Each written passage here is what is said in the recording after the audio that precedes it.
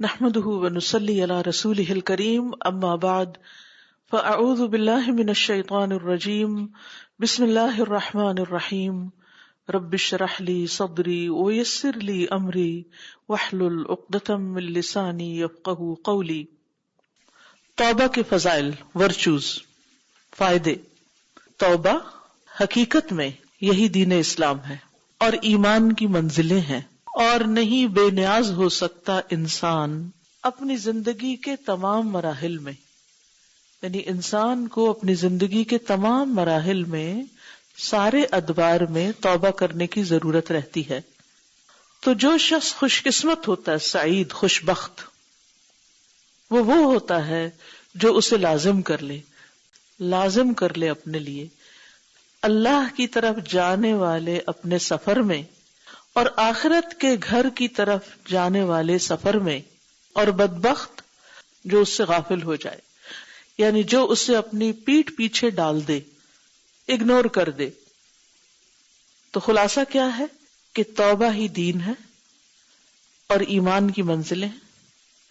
انسان اس سے کبھی بھی بے نیاز نہیں ہو سکتا۔ عقل مند وہ ہے، خوش قسمت وہ ہے جو ہمیشہ اس کو اپنے لیے لازم رکھے۔ یاد ہے شروع میں نے سفر کی بات کی تھی کہ ہم سب سفر کی حالت میں ہیں، ہم سب اللہ کی طرف جا رہے ہیں، اپنے آخری گھر کی طرف جا رہے ہیں۔ تو سفر کے کچھ مرحلے ہوتے ہیں، پہلا مرحلہ، درمیانی مرحلہ، پھر آخری مرحلہ۔ ہم میں سے ہر ایک کسی نہ کسی لیول پر ہے۔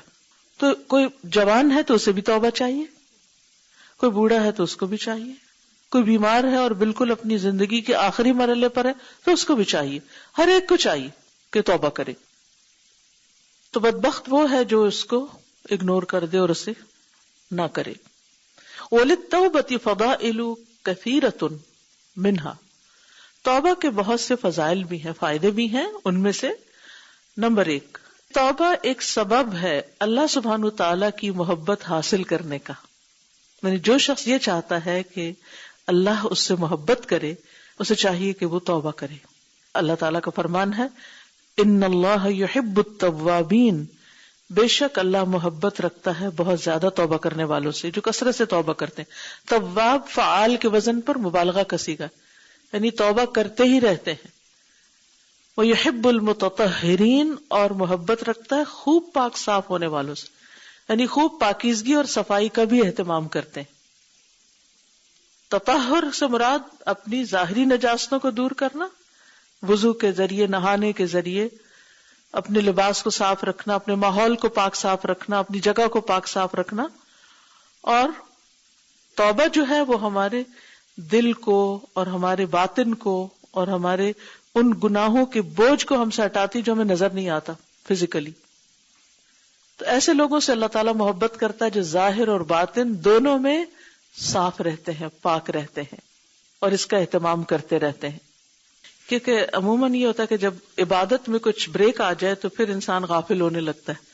آپ نے دیکھا ہوگا جب نمازیں ایک دفعہ چھٹتی ہیں تو دوبارہ نماز کی پابندی، اور خصوصاً اگر تہجد وغیرہ پڑھ رہے ہیں یا اور کچھ ایسا کام کر رہے ہیں تو اس کی پابندی بڑی مشکل ہوتی۔ لیکن جب یہ آیت سامنے رہے کہ واپس اپنی روٹین پہ آ جاؤ، واپس اپنے ان کاموں کو کرنا شروع کر دو، اور جو رک گئے تھے ان پر اللہ سے دعا کرو تاکہ وہ کمی پوری ہو جائے، تو ایسے لوگ اللہ کے محبوب ہوتے ہیں۔ نمبر 2، انہا سبب للفلاح، توبہ سبب ہے، ذریعہ ہے، وسیلہ ہے، کس کا؟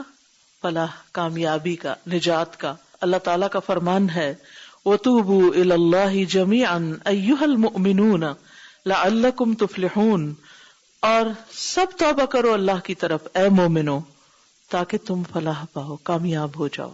نمبر 3، توبہ سبب ہے بندے کے اعمال کے قبول ہونے کا، یعنی اس سے اعمال قبول ہو جاتے ہیں۔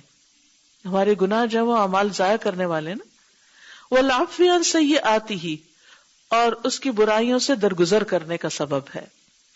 اللہ تعالیٰ فرماتے ہیں، اور وہی ہے جو توبہ قبول کرتا ہے اپنے بندوں سے اور برائیوں کو معاف کر دیتا ہے، ان سے درگزر کر جاتا ہے۔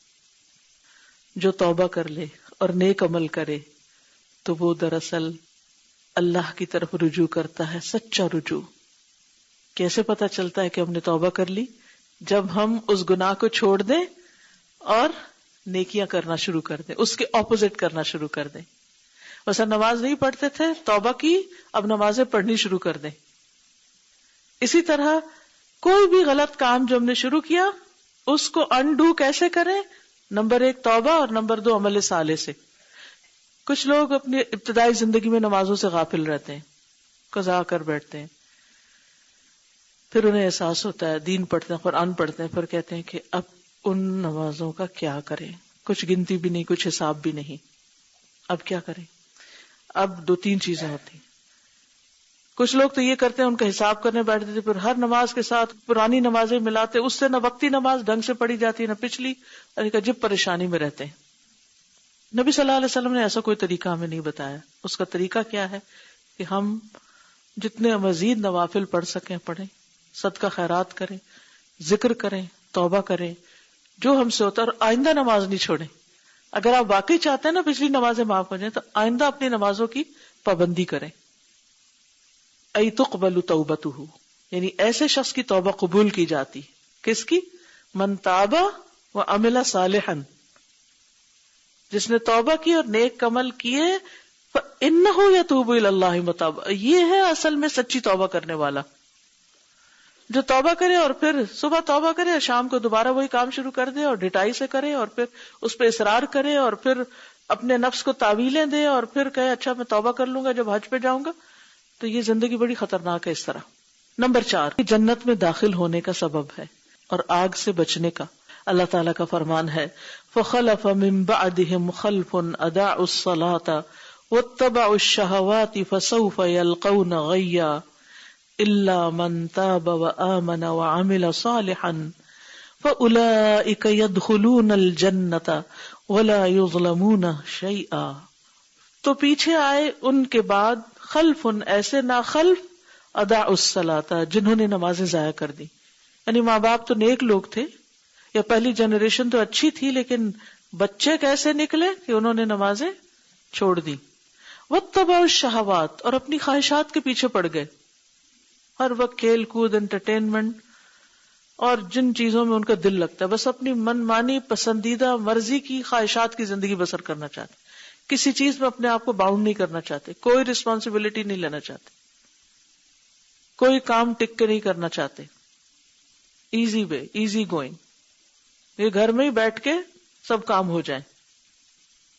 اور آپ دیکھیے کہ جتنے فتنے اس دور میں آئے ہیں، پہلے کیا ہوتا تھا کہ لوگ صبح سویرے اپنے گھروں سے نکلتے تھے، جلدی اٹھے کہ جانا ہے کام پہ، اٹھے نماز پڑھی، کام کے لیے نکلے، کھپ کھپا کے واپس آئے، کچھ ٹائم فیملی کے ساتھ گزارا، کچھ اور کام کیے اور سو گئے، راتیں سونے کے لیے، دن کام کرنے کے لیے. اور اب کیا ہے، ایک گلوبل ورلڈ جو بن گئی ہے، یعنی کہ پوری دنیا ایک ہو گئی ہے، دن رات کے فرق مٹ گئے ہیں، دن کو رات، رات کو دن بنا لیا ہے، اور بستر سے اٹھنے کی بھی ضرورت نہیں، وہیں لیپ ٹاپ لیا، گود میں رکھا، چاہے منہ دھویا کہ نہیں، نماز پڑھی کہ نہیں، اور وہیں سے آن لائن ٹرانزیکشنز ہو رہی ہیں، آن لائن ای کامرس ہو رہی ہے، بیٹھے بیٹھے کاروبار ہو رہے ہیں، نہ گھر والوں کے حقوق کا پتہ ہے نہ کسی اور کا. ٹھیک ہے کام تو کر رہے ہیں، مگر یہ کس قسم کے کام ہیں کہ جس میں آپ نہ اللہ کے حقوق دے رہے ہیں اور نہ بندوں کے حقوق دے رہے ہیں، اور آپ صرف آرام ہی کر رہے ہیں اور انجوائے کر رہے ہیں. تو آپ دیکھیے کہ یہ 2 چیزیں ساتھ ساتھ ہیں، اضاعوا الصلاۃ واتبعوا الشہوات. نمازیں چھوڑی، خواہشات کے پیچھے لگ گئے، انجوائے کر رہے ہیں. فسوف یلقون غیا، تو عنقریب وہ گمراہی کو ملیں گے یا اس کے انجام کو پائیں گے. الا من تاب وآمن وعمل صالحا، مگر جو توبہ کر لے، ایمان لے اور نیک کام کرے. فاولئک یدخلون الجنۃ، ایسے لوگ جنت میں داخل ہوں گے. ولا یظلمون شیئا، اور ان پر کچھ بھی ظلم نہ کیا جائے گا. یعنی اگر انہوں نے کبھی نمازیں چھوڑی یا خواہشات کے پیچھے لگ بھی گئے تھے، جوانی ان کی ایسے گزر گئی، یا کچھ سرٹن پیریڈ آف ٹائم ایسا آیا کہ وہ بھی بہک گئے دوستوں کی وجہ سے یا کسی کمپنی کی وجہ سے، اور پھر ان کو ہوش آ گئی، تو پھر انہوں نے توبہ کر لی، ایمان لے آئے، نیک کام شروع کر دیے، تو بھلے انہوں نے پہلے نمازیں ضائع کی تھیں یا وہ خواہشات کے پیچھے لگ گئے تھے، لیکن اس سچی توبہ اور نیک کاموں کی وجہ سے اور ایمان کی وجہ سے جنت میں داخل ہوں گے، اور ان پر کچھ بھی ظلم نہ کیا جائے گا، یعنی ان کی محنت ضائع نہیں کی جائے گی. کیونکہ ہوتا یہ ہے کہ انسان جب بچپن سے نیک کام کر رہا ہوتا ہے نا، تو وہ نیکی بھی ایک روٹین بن جاتی ہے، اور بعض اوقات اس نیکی پہ بڑا غرور بھی آ جاتا ہے انسان کو. لیکن ایک شخص جو ماحول کی وجہ سے، کسی بھی وجہ سے کسی برائی میں پڑ گیا، پھر اس نے توبہ کی، اب وہ ساری زندگی ایک شرمندگی کے ساتھ گزارتا کہ یا اللہ میں نے تو بہت کچھ ضائع کر دیا، میں نے اپنا بڑا وقت برباد کر دیا، میں نے تو تیری نافرمانی کا ہر کام کر لیا، میں نے یہ بھی غلط کیا، میں نے وہ بھی غلط کیا، میرا کیا ہوگا. یہ ندامت اللہ کو اس سے زیادہ پسند ہے جو ان لوگوں کو لاحق ہو جاتی ہے خوش فہمی یا غرور یا دھوکہ یا تکبر یا ایروگنس، جو سمجھتے ہیں کہ ہم تو نیک ہی نیک ہیں، ہم نے تو آج تک نماز چھوڑی نہیں. یہ کیسے لوگ ہیں جو نماز نہیں پڑھتے؟ پھر وہ دوسروں کو لک ڈاؤن کرنا شروع کر دیتے ہیں. تو یہ نیکی کر کے اپنے آپ کو ضائع کر رہے ہیں، اور وہ غلطی کرنے کے بعد لوٹ کر اللہ کو راضی کر کے اچھے کام کر کے آگے نکل رہے ہیں. تو اس نفس کے بڑے دھوکے ہیں، ہمیشہ الرٹ رہنے کی ضرورت ہے. نیکیاں کتنی بھی ہوں، ہم ساری زندگی کی نیکیاں اللہ سبحانہ وتعالیٰ کی ایک نعمت کا حساب بھی نہیں چکا سکتے. اس سے ایک نعمت جو ہمیں اللہ نے دی، ہم کہیں کہ اللہ تعالیٰ یہ جو نعمت ہے نا، اس کا بدلہ ہم یہ ساری نیکیاں کر کے دے رہے ہیں آپ کو. نہیں، قیامت کے دن ساری نیکیاں کیا ہوں گی؟ ان کو ایک نعمت کھا جائے گی. اب بتاؤ باقیوں کا حساب کہاں ہے؟ تو کبھی نہ سوچے کہ ہم بہت نیک ہو گئے، اور کبھی یہ نہ سوچے ہاں وہ فلاں میں جانتا ہوں وہ کیسا تھا، دیکھا ہوا میں نے اس کو، وہ فلاں، اور پھر اس کو تانے دیتے ہیں اس کے ماضی کے، وہ جو ایسا اور ایسا تھا، وہ جو یہ اور یہ کرتا تھا. کبھی نہ دیں کسی کو کسی کی غلطی اور کوتاہی کا تانا، کیونکہ ہو سکتا ہے کہ اس نے تو توبہ کر لی اور آپ اسی پکڑ میں آ جائیں، یا آپ نہیں تو آپ کے بچے آ جائیں. آپ نے دیکھو کہ بعض اوقات ہم دوسروں کے بچوں پہ باتیں بنانے لگتے ہیں، ان کو تو کوئی عقل نہیں، یہ دوسروں کو بچوں کو کرٹیسائز کرنا شروع کر دیتے. پھر اللہ اپنے گھر میں دکھاتا ہے، یہ دیکھو.